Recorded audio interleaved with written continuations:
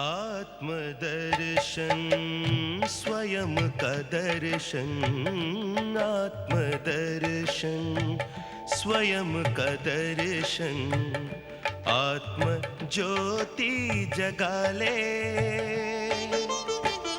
बुझी हुई जगा कर ज्योति, स्वराज्य फिर पाले। आत्मदर्शन स्वयं का दर्शन।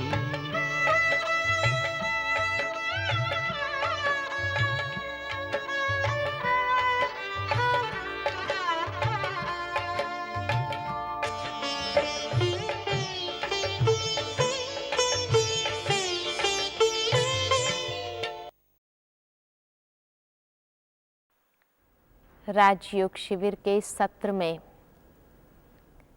हम आत्मा की तीसरी सूक्ष्म शक्ति के ऊपर देखेंगे, जिसको कहते हैं संस्कार।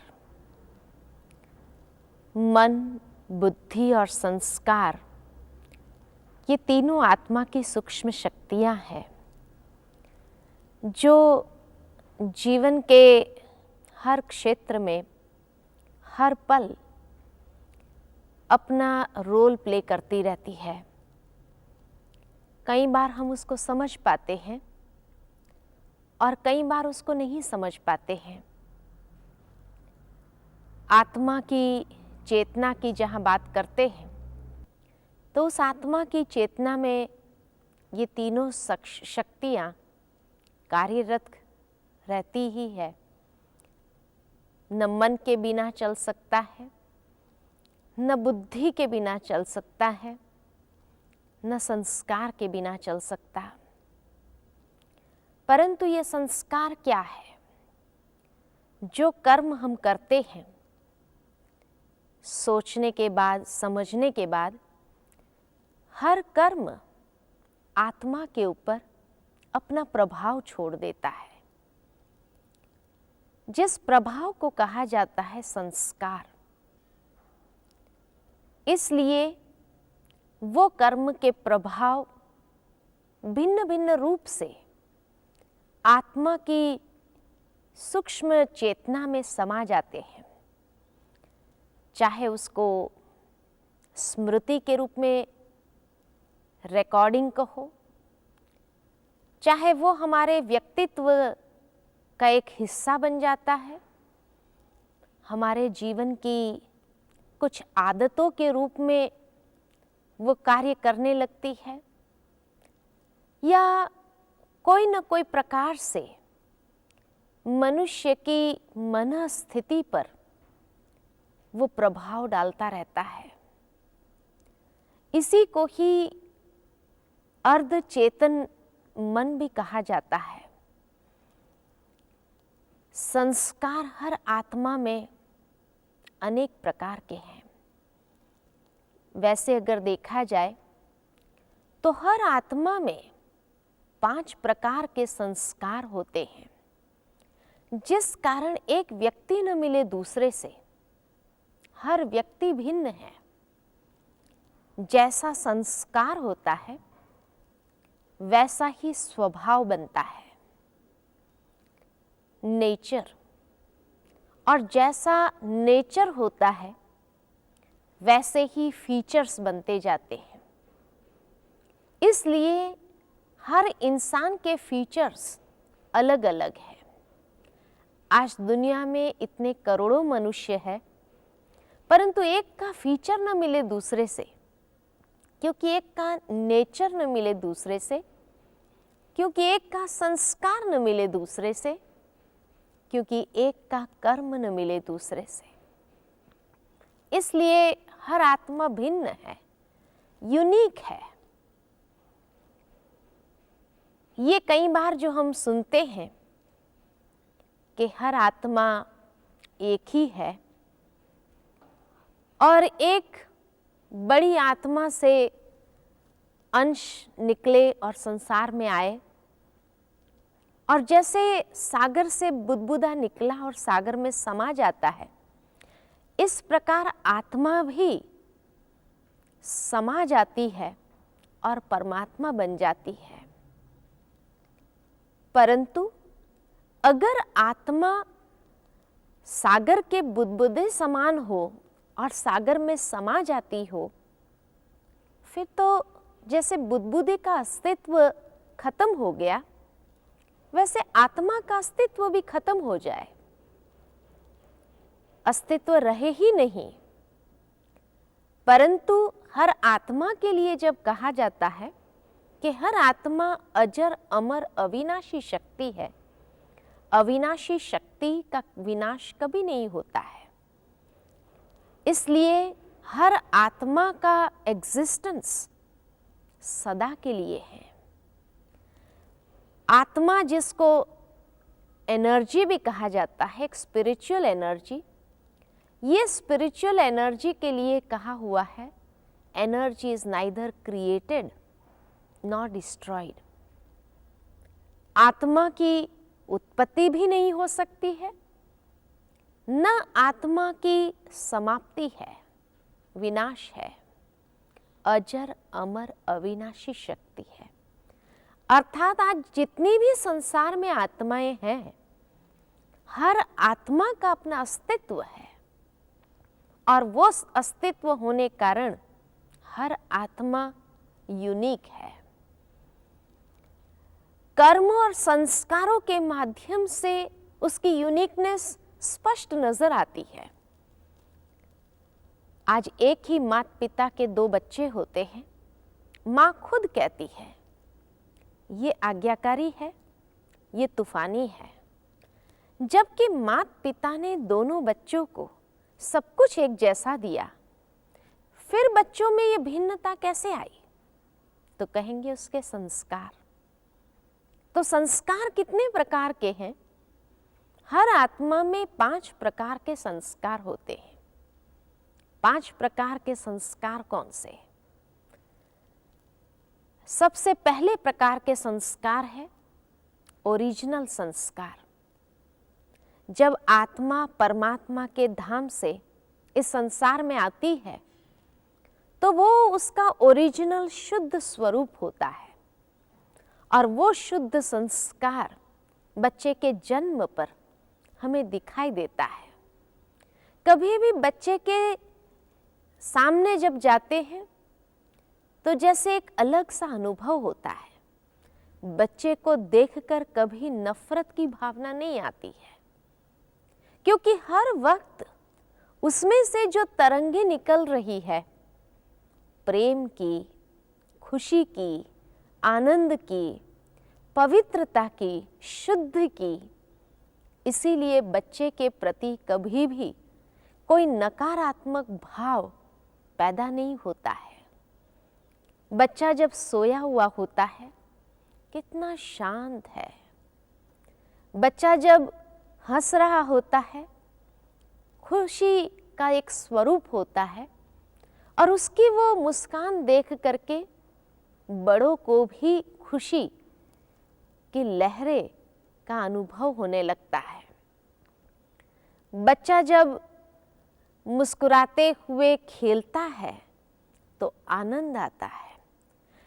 हर बच्चे का ओरिजिनल स्वरूप वही होता है, यानी हर आत्मा अपने ओरिजिनल संस्कार, अनादि संस्कारों में शुद्ध और पवित्र है, या यूं कहो वो सतोगुणी स्वरूप है। इसीलिए बच्चे को महात्मा समान माना जाता है, पवित्र है। हर आत्मा अपने असली स्वरूप में पवित्र स्वरूप है। ये ओरिजिनल संस्कार धीरे धीरे मर्ज होते गए। जैसे जैसे व्यक्ति बड़ा होने लगता है, वो बच्चा बड़ा होता जाता है, कमजोरी के संस्कार उसके अंदर आ जाते हैं। वीकनेसेस, वाइसेस, बुराइयां वो ओरिजिनल संस्कारों का स्थान ले लेती है। जैसे प्रेम स्वरूप है, लेकिन प्रेम स्वरूप के बजाय मोह जागृत होने लगता है, लोभ उसके अंदर आने लगता है, पॉजेसिवनेस उसके अंदर आने लगता है, तो ये अशुद्धि धीरे धीरे उसके वो ओरिजिनल संस्कार को मर्ज करके रिप्लेस कर लेती है और उसी के आधार पर हमारे हर कर्म होने लगे हैं। ईर्ष्या, नफरत, वैर, विरोध, ये बातें आने लगती है। दूसरे प्रकार के संस्कार है पूर्व जन्म के संस्कार। कोई आत्मा कहाँ से आती, कोई आत्मा कहाँ से आती, वो जन्म के संस्कार भी साथ में ले आती है। इसीलिए कई बार हम न्यूज़पेपर में पढ़ते भी है कि एक 3 साल का बच्चा कंप्यूटर चलाने लगा, एक 5 साल का बच्चा शास्त्र के श्लोक बोलने लगा, जबकि घर में किसी को भी श्लोक नहीं आते हैं, फिर भी ये बच्चा बोल रहा है। तब कहा जाता है कि पूर्व जन्म के संस्कारों का उदय हो गया। उसी आत्मा में उदय हुआ, दूसरों में नहीं।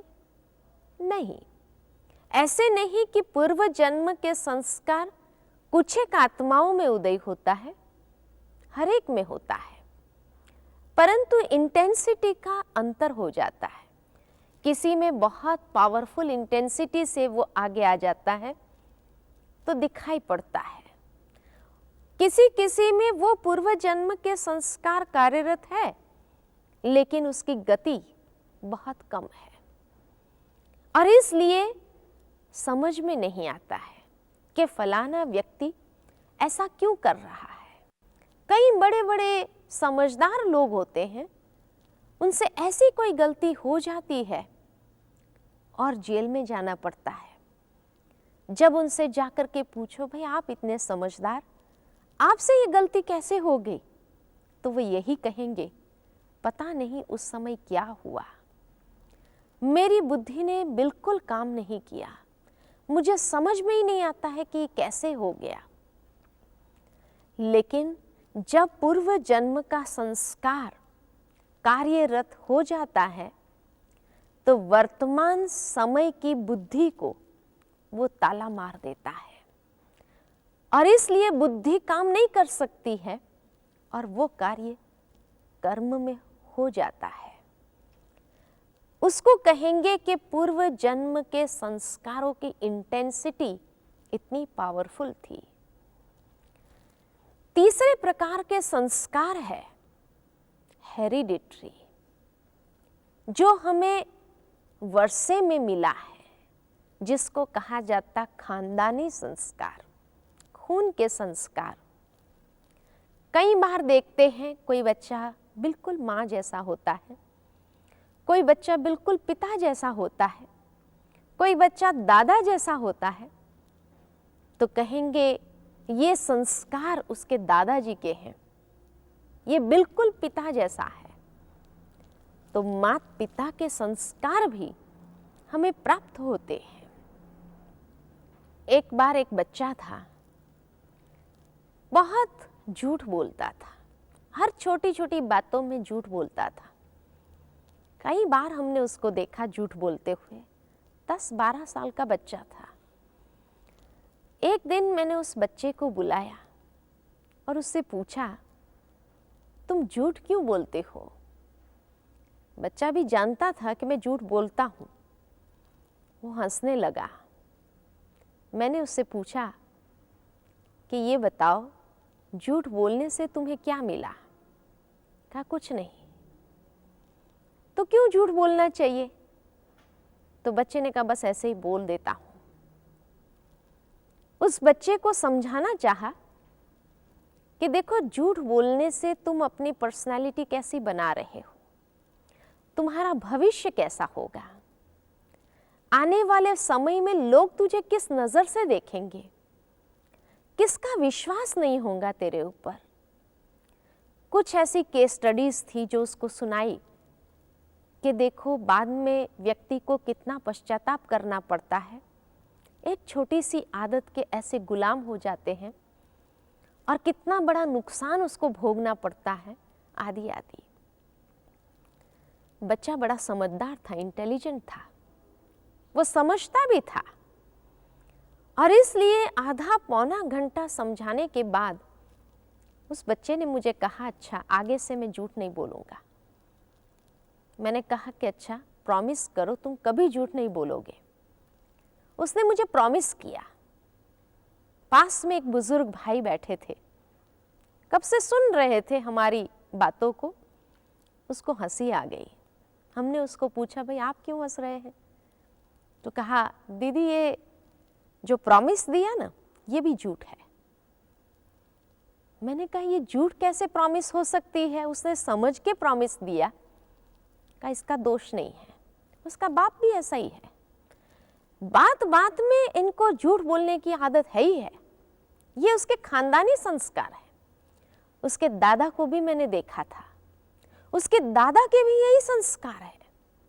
ये उनको वर्षे में मिला हुआ है, इसलिए ये समझदार है, समझता है कि मुझे झूठ नहीं बोलना चाहिए, परंतु ये खून तो बदली नहीं हो जाएगा ना, और इसलिए ये चाहते हुए भी कल फिर झूठ बोलेगा। तो ये तीसरे प्रकार के संस्कार। चौथे प्रकार के संस्कार जो हम इस जन्म में नए क्रिएट करते हैं, और वो है संग के प्रभाव में आकर के। इसलिए कहा जाता है जैसा संग वैसा रंग। कई बार कहा जाता, आप मुझे उसका संग बता दीजिए, मैं आपको बता दूंगा कि ये व्यक्ति किस प्रकार का होगा। अर्थात संग का प्रभाव इतना जबरदस्त है, और वो इस जन्म के संस्कारों को क्रिएट करने में बहुत बड़ा रोल प्ले करता है। और ये संस्कार फिर उसके सिर्फ इस जन्म में नहीं, आगे भी चलेंगे। इसलिए हमें संग से बड़ा सावधान रहना होगा, क्योंकि यही संग का संस्कार जो हम इस वक्त क्रिएट कर रहे हैं, वो कई जन्म हमारे साथ चलेंगे, और उस समय फिर हम कुछ नहीं कर पाएंगे। मनुष्य का संग का संस्कार ऐसा है, कई बार हम देखते हैं अच्छे घर के बच्चे, बहुत खानदान घर के बच्चे, परंतु बुरे संग में जब फंस जाते हैं तो ऐसा उसका कर्म होता है, कितना भी उसको समझाओ, रियलाइज कराओ कि ये संग तुम्हारे लिए ठीक नहीं है, इसको छोड़ दो, वो माँ बाप को छोड़ने लिए तैयार हो जाएगा, परंतु संग को छोड़ने के लिए नहीं। इतना पावरफुल ये संस्कार है जो हमें खींच के ले चलता है। अब इन संस्कारों को क्या हम परिवर्तन नहीं कर सकते? ये नहीं सोचे हम कि अब क्या करें, पूर्व जन्म का संस्कार हमें पता नहीं, माता पिता के संस्कार हमें मिले हुए हैं, संग के संस्कार में अज्ञानता के कारण हम फंस गए। हैंडीकैप्ड होने की कोई जरूरत नहीं है, क्योंकि हर चीज के लिए ईश्वर ने रास्ता जरूर रखा हुआ है, एक द्वार रखा हुआ है जहां से हम बाहर निकल सकते हैं, और जैसे अपनी जिंदगी जीना चाहे वैसे जी सकते हैं। लेकिन वो है पांचवें प्रकार के संस्कार, जिस संस्कार को हमें जागृत करना होगा। जैसे कहा जाता है लोहे से लोहा कटता है, इसी प्रकार संस्कार से ही संस्कारों को खत्म किए जा सकते हैं। ये जो तीन प्रकार के संस्कार है और जो कमजोरी के संस्कार है, चारों प्रकार के संस्कारों को खत्म करने के लिए पांचवें प्रकार के संस्कार को जागृत करना होगा, और वो पांचवें प्रकार का संस्कार है विल पावर का संस्कार। विल पावर का संस्कार जब जागृत हो जाता है तो व्यक्ति जितनी ऊंचाई को प्राप्त करना चाहे जिंदगी में कर सकता है, सफलता के शिखर पर वो पहुंच सकता है। लेकिन विल पावर को जगाएं कैसे? विल पावर को जगाने के लिए उसको एनर्जी चाहिए, और वो एनर्जी है थॉट एनर्जी, संकल्प की शक्ति। संकल्प की शक्ति से दृढ़ता को जागृत कर सकते हैं। इसीलिए कहा हुआ है दृढ़ संकल्प करो, क्योंकि संकल्प से दृढ़ता जागृत होती है। लेकिन कौन से संकल्प? नकारात्मक संकल्प से हमारी दृढ़ता क्षीण हो जाती है। सकारात्मक संकल्प से वो शक्ति जनरेट होती है जिससे हमारी दृढ़ता जागृत होती है। और सकारात्मक संकल्प कहाँ से मिलेंगे? उसका स्रोत है आध्यात्मिक ज्ञान।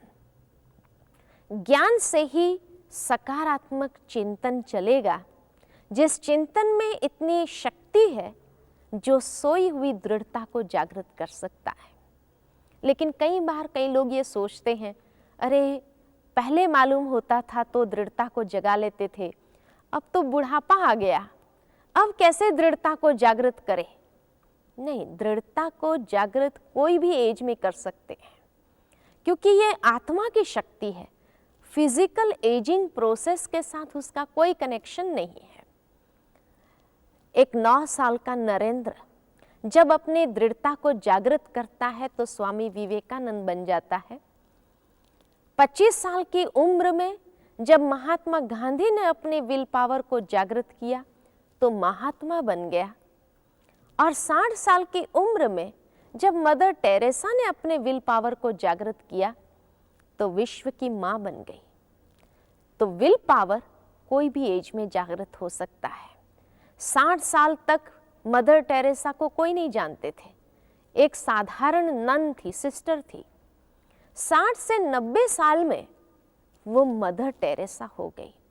दुनिया के इस प्रकार जितने भी महान आत्माएं हो गए, जिसने जीवन की ऊंचाइयों को प्राप्त किया है, उसका आधार उनकी दृढ़ता थी। और वो दृढ़ता के बैकग्राउंड में अगर देखा जाए तो उनका पॉजिटिव थिंकिंग था। और पॉजिटिव थिंकिंग का सोर्स, इसीलिए उन सभी महान आत्माओं के जीवन में देखेंगे स्पिरिचुअलिटी ने एक बहुत बड़ा रोल प्ले किया उनके महानता पर पहुंचने के लिए। तो ये हैं आत्मा के 5 प्रकार के संस्कार, जिन संस्कारों के आधार पर हमारे कर्म और जीवन को जिस प्रकार शेप करना चाहे वैसा शेप कर सकते हैं। और यही संस्कारों के आधार पर हम श्रेष्ठ से श्रेष्ठ भी बन सकते हैं। ओम शांति।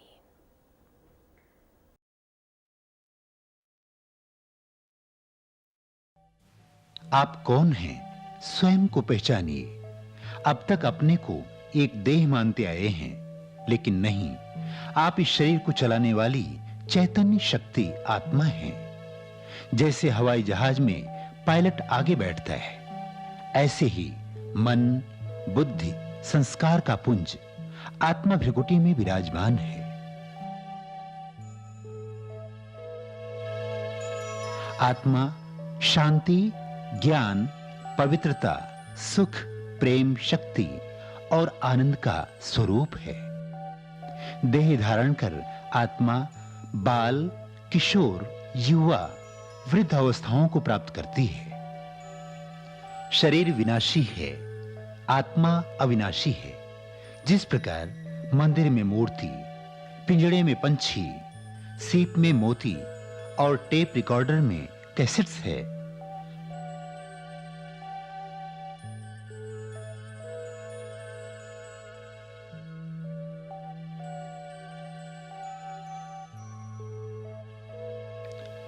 आत्मा और परमात्मा के संबंध का ही नाम योग है।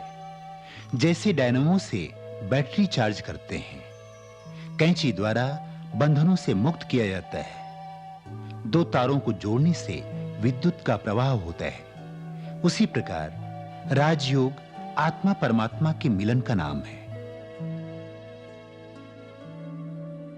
राजयोग शारीरिक अनुशासन के साथ-साथ आत्मिक अनुशासन भी सिखाता है। परमात्मा से मिलन मनाने के लिए किसी हठयोग की जरूरत नहीं। राजयोग द्वारा हम परमात्मा से वैसे ही मिलन मना सकते हैं जैसे आंखों द्वारा देख सकते हैं, कानों द्वारा सुन सकते हैं, टेलीफोन द्वारा बातें कर सकते हैं। ऐसे ही संकल्पों द्वारा आत्मा परमात्मा से संबंध जोड़कर परमानंद का अनुभव कर सकती है।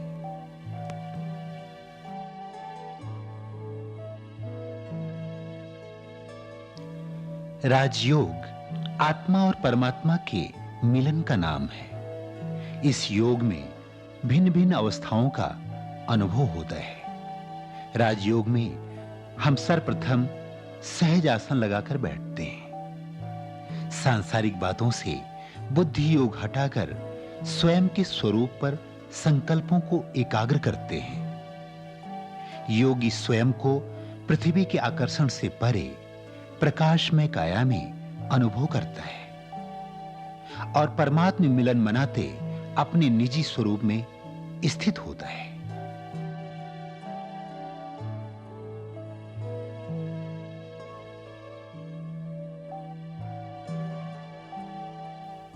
इस प्रकार योगी संसार में रहते हंस समान न्यारा और प्यारा बन जाता है।